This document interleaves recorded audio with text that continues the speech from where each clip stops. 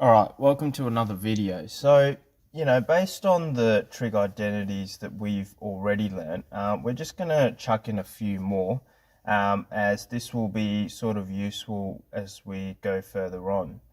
So, the first to know is that if we have the inverse of sine of x, it's actually called cosecant x, or cosec x, if you want to call it. And if we have the inverse of cosine of x, that is called secant of x.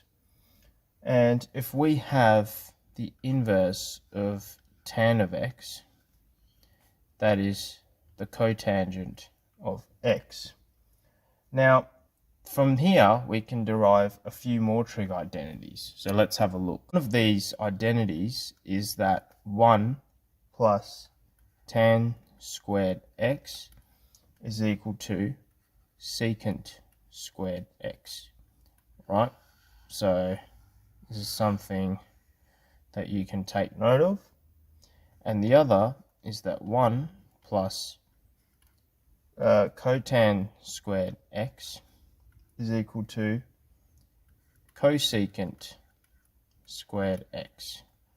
So that's another thing that you can take note of. Now, one thing to note, based on all the stuff we did in the unit circle, is that suppose we have sine of x equaling to 0. We then know that x is probably a multiple of pi, right? Where x is n times pi, where n is any integer, right? N is any integer. So let's say sine of x is 0, right? Well, we know that sine of pi is 0, right? We know that sine of 2 pi was also 0.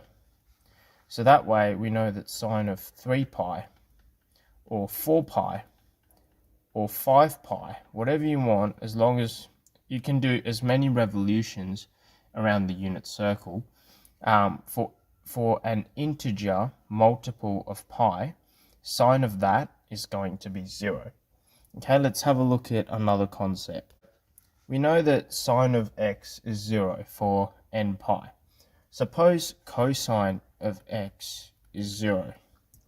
Well, in that case, we know that x is actually 2 times n plus 1 times a multiple of pi over 2.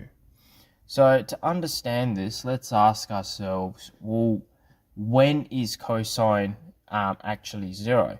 Well, we know that cosine is 0 at pi over 2, right? Thinking back to the unit circle, we know that on the top here, cosine is 0.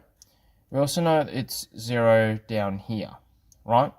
So we know that it's also at 3 pi on 2. Now, again, it can't be 0 for 2 pi on 2, can it? Because if you had 2 pi on 2, the 2's would cancel, and then you'd get pi. And we know that at pi, it's certainly not 0. So when else will it be 0? Well, we know that it'll be 0 at 5 pi on 2.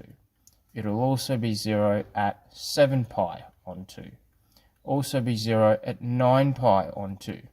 So that's how you get this relationship where if the cosine of something is 0, it means that x is basically 2 times an integer plus 1 times pi over 2, right? This is basically saying that it will be an odd number of integers.